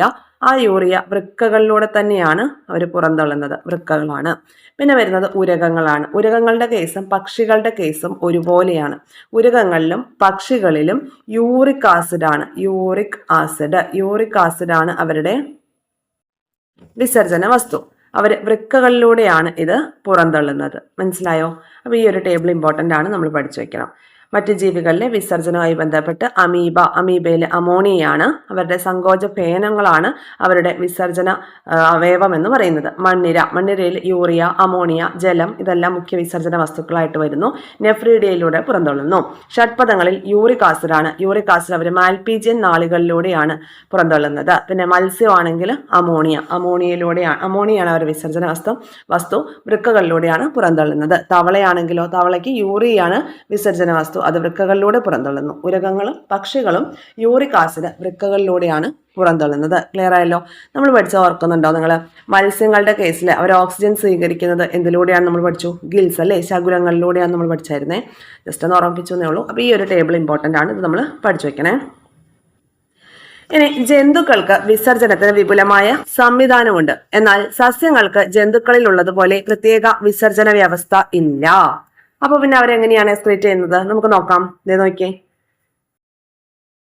ഈ ഒരു കേസിൽ സസ്യങ്ങളിലെ വിസർജനം നോക്കാം നമുക്ക്. ഓക്സിജൻ, കാർബൺ ഡയോക്സൈഡ്, ജലബാഷ്പം, അമിതമായിട്ട് വരുന്ന ഓക്സിജന്, പിന്നെ കാർബൺ ഡയോക്സൈഡ്, ജലബാഷ്പം, ഇതൊക്കെ സ്റ്റൊമാറ്റയിലൂടെയും ലെന്റിസെല്ലിലൂടെയാണ് പുറന്തള്ളുന്നത്. നമ്മൾ പഠിച്ചതല്ലേ, ഇലകളിൽ കാണുന്ന സൂക്ഷ്മ സുഷിരങ്ങൾ സ്റ്റൊമാറ്റ, ലെന്റിസെൽ ആണെങ്കിൽ അത് എവിടെയാണ് കാണുന്നത്? കാണ്ഡത്തിലാണ് കാണുന്നത്, നമ്മൾ പഠിച്ചു.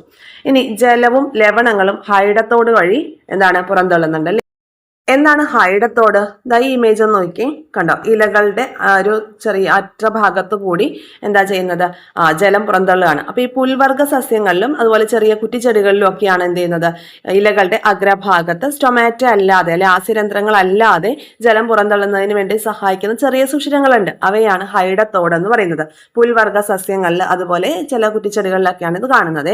ഇനി ഖരമാലിന്യങ്ങൾ പുറന്തള്ളാൻ അവരെന്താ ചെയ്യുന്നത്? ഇത് കണ്ടോ? റെസിനുകൾ, പുറന്തൊലി, പഴുത്ത ഇലകൾ, കായ്കൾ കൊഴിക്കൽ, കാതൽ രൂപീകരണം, ഇതൊക്കെ അവരുടെ ഖരമാലിന്യങ്ങൾ ഡെപ്പോസിറ്റ് ചെയ്യുന്നത്. ഇപ്പൊ ചെടികൾക്ക് അല്ലെ വലിയ വലിയ തേക്കിനൊക്കെ നമ്മൾ കാതൽ ഉണ്ടെന്ന് പറയും. ഈ കാതൽ എന്ന് പറയുന്നത് എന്താ ഉദ്ദേശിച്ചിരിക്കുന്നത്? എന്താണ്? അവർ ഖരമാലിന്യങ്ങൾ ഇങ്ങനെ ഡെപ്പോസിറ്റ് ചെയ്ത് വെക്കുന്നതെന്നാണ് പറയപ്പെടുന്നത്. ഇപ്പൊ റെസിനുകൾ, അതുപോലെ പുറന്തൊലി, പഴുത്ത ഇലകൾ പൊഴിക്കുന്നത് ഒക്കെ എന്തുകൊണ്ടാണ്?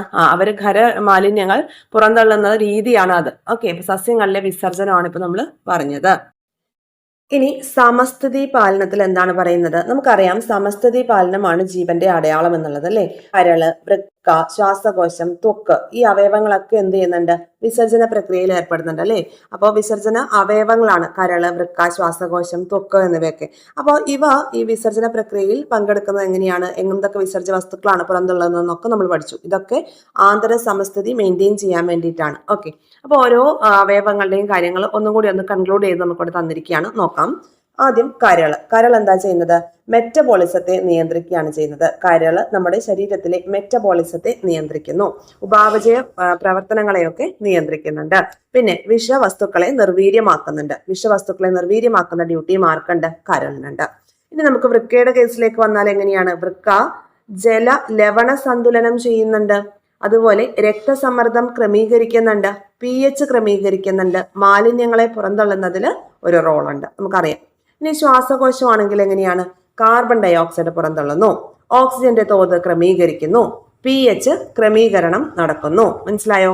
ഇനി അടുത്തത് ത്വക്കാണെങ്കിലോ വിയർക്കുന്നുണ്ട് നമ്മൾ അല്ലെ. അപ്പം ആ ഒരു വിയർക്കൽ പ്രോസസ്സ് വഴി നമ്മുടെ ശരീരത്തിന്റെ താപനില മെയിൻറ്റെയിൻ ചെയ്യുന്നുണ്ട്. അതുപോലെ ജലലവണ ക്രമീകരണം ഒക്കെ നടത്തുന്നതിൽ ത്വക്കിന് വലിയൊരു റോളുണ്ട്. ഇനി ടിഷ്യൂ ദ്രവം നോക്കിയേ. ടിഷ്യൂ ദ്രവത്തിന്റെ ഘടന യഥാസമയം ക്രമീകരിച്ച് കോശങ്ങളിൽ എൻസൈംസുകൾക്ക് പ്രവർത്തിക്കുവാൻ ഏറ്റവും മികച്ച അവസ്ഥ നൽകുന്നു. ടിഷ്യൂ ദ്രവത്തിൽ യഥാസമയം എന്ത് ചെയ്യുന്നുണ്ട്?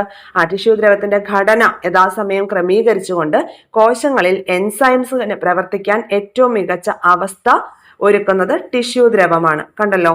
ഓക്കെ, ഇനി ആന്തര പരിസ്ഥിതിയിൽ ഉണ്ടാകുന്ന ഏതൊരു വ്യതിയാനവും നമ്മുടെ സമസ്ഥിതിയെ തകിടം മറിക്കുന്നുണ്ട്.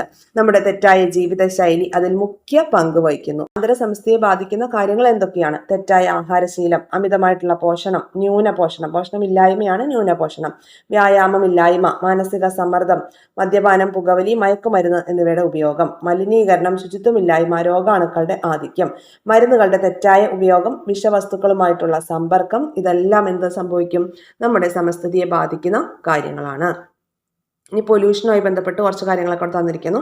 ആന്തര സമസ്ഥിതിയെ പോലെ തന്നെ നമ്മുടെ ബാഹ്യ പരിസ്ഥിതിയും വളരെ പ്രാധാന്യം അർഹിക്കുന്ന കാര്യമാണ്. അതുപോലെ ബാഹ്യ പരിസ്ഥിതിയെ നമ്മൾ എങ്ങനെയാണ് നല്ല രീതിയിൽ കൊണ്ടുപോവേണ്ടതിന്റെ ഓരോ വ്യക്തിയുടെയും റോളിനെ കുറിച്ചൊക്കെയാണ് നമുക്കിവിടെ കുട്ടികളിലേക്ക് എത്തിക്കുന്ന കാര്യം. ജീവജാലങ്ങളുടെ സുസ്ഥിതിക്ക് ബാഹ്യ പരിസരം മാലിന്യമുക്തമായി സംരക്ഷിക്കണം. അതിനുള്ള മനോഭാവം ഓരോരുത്തരിലും രൂപപ്പെടണം. വിദ്യാലയവും പരിസരവും മാലിന്യമുക്തമാക്കുന്നതിനുള്ള മാസ്റ്റർ പ്ലാൻ ഹെൽത്ത് ക്ലബിന്റെ ആഭിമുഖ്യത്തിൽ തയ്യാറാക്കാനൊക്കെയാണ് കുട്ടികളോട് പറഞ്ഞിരിക്കുന്നത്. അതായത് നമ്മുടെ സമസ്ഥിതി പാലനം എന്ന് പറയുമ്പോൾ ആന്തര സമസ്ഥിതി മാത്രം പോരാ, ബാഹ്യ സമസ്ഥിതി കൂടി മെയിൻറ്റെയിൻ ചെയ്ത് കൊണ്ടുപോകണം. അപ്പൊ നമ്മുടെ ജീവജാലങ്ങളുടെ നല്ല സുസ്ഥിതിക്ക് എന്ത് വേണം? ബാഹ്യ പരിസരവും മാലിന്യമുക്തമാക്കി സൂക്ഷിക്കേണ്ട നമ്മൾ ഓരോരുത്തരുടെയും കടമ കൂടിയാണ്. ആരോഗ്യപരമായ ജീവിതത്തിന് ബാഹ്യ പരിസ്ഥിതിയുടെയും ആന്തര പരിസ്ഥിതിയുടെയും സുസ്ഥിതി ആവശ്യമാണ്. ബാഹ്യ പരിസരം മാലിന്യമുക്തമാക്കി സൂക്ഷിക്കേണ്ടതും ആന്തര പരിസ്ഥിതിയുടെ താളം തെറ്റാതെ ജീവിത രീതി പിന്തുടരേണ്ടതും നമ്മുടെ ഉത്തരവാദിത്തമാണ്. അതിനാൽ തന്നെ ആരോഗ്യ സംരക്ഷണത്തിനുതകുന്ന ജീവിതശൈലി നമുക്ക് അനുവർത്തിക്കാം. ഇതോട് കൂടിയിട്ട് നമുക്ക് ഈ ഒരു ചാപ്റ്റർ കൂടെ കഴിഞ്ഞിട്ടുണ്ട് കേട്ടോ. ഓക്കെ, 9th സ്റ്റാൻഡേർഡ് ന്യൂ SCERT-യിലെ ശ്വസനവും വിസർജനവും എന്ന ചാപ്റ്ററിന്റെ പാർട്ട് 2 ആണ് നമ്മൾ ഇന്നത്തെ ക്ലാസ്സിൽ പഠിച്ചത്. ഓക്കെ, അപ്പൊ ഈ ഒരു പാർട്ട് 2 കൂടിയിട്ട് ആ ഒരു ചാപ്റ്റർ ശ്വസനവും വിസർജനവും എന്ന് പറയുന്ന ന്യൂ SCERT-യിലെ ചാപ്റ്ററോട് അവസാനിച്ചു. ഇനി വിസർജന വ്യവസ്ഥയുമായി ബന്ധപ്പെട്ട് നമുക്ക് ഓൾഡ് SCERT-യിലെ ഒരു ലെസൺ കൂടി പഠിക്കാനുണ്ട്. അപ്പൊ നാളെ നമുക്ക് ആ ഒരു ക്ലാസ് ആണ് അപ്ലോഡ് ചെയ്യേണ്ടത്. ക്ലിയർ ആയല്ലോ? പിന്നെ നമ്മുടെ ടെലഗ്രാം ചാനലിലേക്ക് ജോയിൻ ചെയ്യാത്തവർ ടെലഗ്രാം ചാനലിലേക്ക് ജോയിൻ ചെയ്യുക. റിവിഷൻ പ്ലാൻ ഒക്കെ അവിടെയാണ് നമ്മൾ അപ്ഡേറ്റ് ചെയ്യുന്നത്. ഓക്കെ, അപ്പോൾ ഓരോ ടോപ്പിക്ക് നമ്മൾ പഠിപ്പിക്കുന്ന കാര്യങ്ങൾ അവിടെ അപ്ഡേറ്റ് ചെയ്യുന്നുണ്ട്. റിവിഷൻ പ്ലാൻ നിങ്ങൾക്ക് തരുന്നുണ്ട്. വീക്ക്ലി എക്സാംസ് നമ്മൾ കണ്ടക്ട് ചെയ്യുന്നുണ്ട്. ഇതൊക്കെ കംപ്ലീറ്റ്ലി ഫ്രീ ആണ്. ഇതൊക്കെ മാക്സിമം യൂട്ടിലൈസ് ചെയ്യുക. നല്ല രീതിയിൽ LP UPക്ക് വേണ്ടി പ്രിപ്പയർ ചെയ്യുക. കൂടാതെ നിങ്ങളുടെ ഫ്രണ്ട് സർക്കിളിലേക്ക് കൂടി നമ്മുടെ ചാനലും യൂട്യൂബ് ക്ലാസ്സുകളും അതുപോലെ ടെലഗ്രാം ചാനലും ഒക്കെ ഒന്ന് ഷെയർ ചെയ്ത് കൊടുക്കുക. കൂടാതെ ചാനൽ സബ്സ്ക്രൈബ് ചെയ്ത് കാണാത്തവരൊന്ന് സബ്സ്ക്രൈബ് ചെയ്ത് കാണുക, ലൈക്ക് ചെയ്യുക, ഹൈപ്പ് ചെയ്യുക, അതുപോലെ കമൻറ്റുകൾ പറയുക. നിങ്ങളുടെ ജെന്യൂൻ ആയിട്ടുള്ള അഭിപ്രായങ്ങൾ കമൻസിന്റെ രൂപത്തിൽ പറയുക. അത് നമുക്ക് വലിയൊരു സപ്പോർട്ടായിരിക്കും. മറ്റുള്ള അത് പുതിയതായിട്ട് വരുന്ന വ്യൂവേഴ്സിനും ഈ കമൻസ് കാണുമ്പോൾ ക്ലാസ്സുകൾ എപ്രകാരമാണ് പോകുന്നതെന്നൊക്കെ അവർക്കും മനസ്സിലാക്കാനായിട്ട് സാധിക്കും. Okay, thank